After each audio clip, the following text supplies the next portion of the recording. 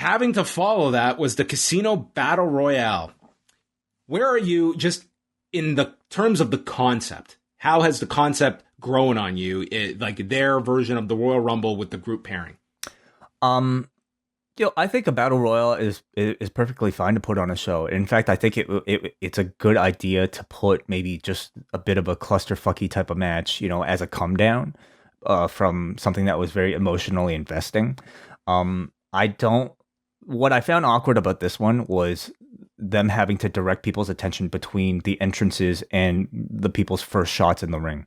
Yeah, that I found was too much, and I don't even. It's like the crowd. It's like they're tuned to pop, especially for those moments where the person is running out and charging at their foe, their rival that we saw several of, and then we got to cut back to the entrance.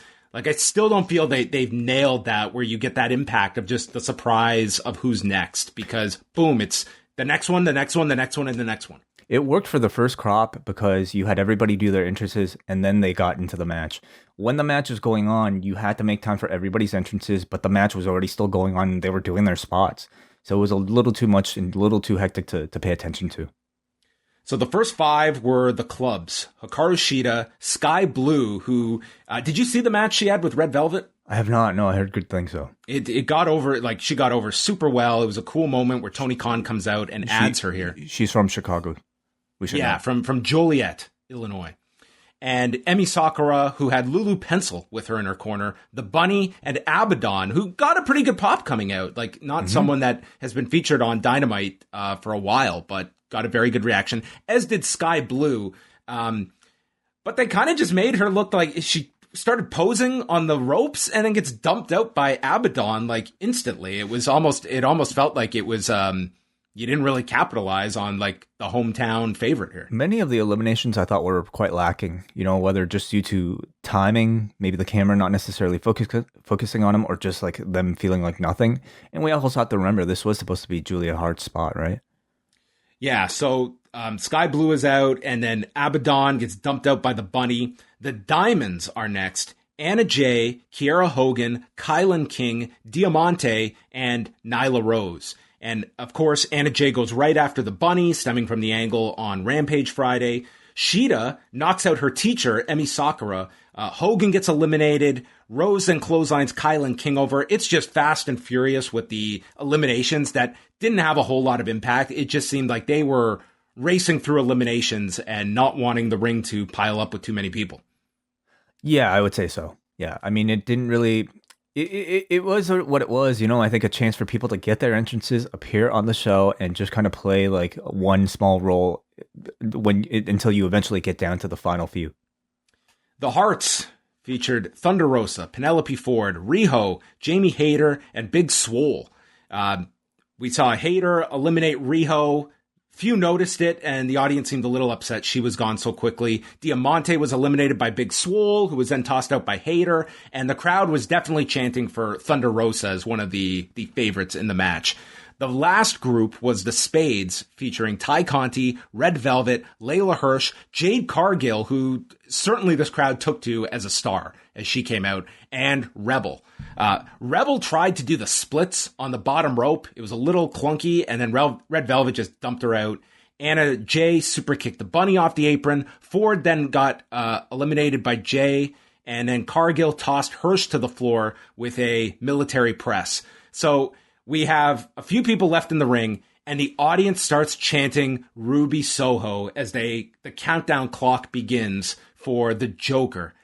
And with that, the clock hits 0, Rancid plays, and out comes Ruby Soho. And this was just so amazing to watch that you look at this and there's the thinking of, oh, the surprise is out there. People know what it is. And it's like, instead of treating it as, oh, the surprise is out, we've got to surprise them and trick them, it's looked at, well, the crowd really wants this, so we're going to give it to them.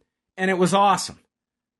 It was fulfilling a crowd demand. But I also feel like I think there is something to be said, though, about like maybe leading a crowd into a direction and then not delivering, which I think happens maybe inadvertently sometimes in pro wrestling. But I felt like everything that took place here was very intentional. You know, she is the biggest free agent, I suppose, in the women's wrestling to come out of those WWE cuts recently, and her placement here, it felt very appropriate. I also have to say, like, the fact that she got that new name over through no promotion on TV, like, was, you know, a testament to the great videos that she she made, got people to make for her. I suppose news sites really, and the power of Twitter, I suppose that alone in itself. But also, I think the viral clip of her being on that podcast with Lars Fredrickson, who like christened her with this name. So to like, knowing that she is a massive Rancid fan, like that's where Ruby came from originally. So I thought he would be at the show. I thought we'd maybe see him like on camera. He might have been there. He could have been. Yeah. But you know, to see her come out and not just under this name, but to the song, like you could tell the joy in her face. She looked so happy. And I was so happy for her, especially like knowing how much struggle like her whole faction had to go through in the other company. So Jade Cargill eliminates Hayter, then tosses Red Velvet out. Nyla Rose comes from behind, and she throws out Jade Cargill for a big reaction. And then Ty Conti eliminates Penelope Ford, and Rose knocks Ty Conti out. So our final three are Nyla Rose, Thunder Rosa, and Ruby Soho. Thunder Rosa pulls down the rope and drop kicks Nyla. So it's Thunder Rosa and Ruby Soho trading chops. Rosa goes for the guillotine. They're both on the edge of the apron. Rosa lifts her up onto the shoulders, and then Soho shoves her away and hits the soon-to-be-renamed Riot Kick, eliminating Thunder Rosa in 21 minutes and 53 seconds. The audience wanted Ruby Soho, they delivered her, and in 10 minutes, they made her feel like a star. I was definitely like guessing by the end though, because like Ruby would have been a top pick obviously if she was in here, but also Thunder Rosa I think would have been the other top pick. They didn't do the thing where, you know, they basically left it to like one heel, one baby face at the end. They had their two top choices at the very end, so I was definitely questioning at the end. And them doing that whole sequence on the apron was that much more effective to me because I wasn't exactly sure.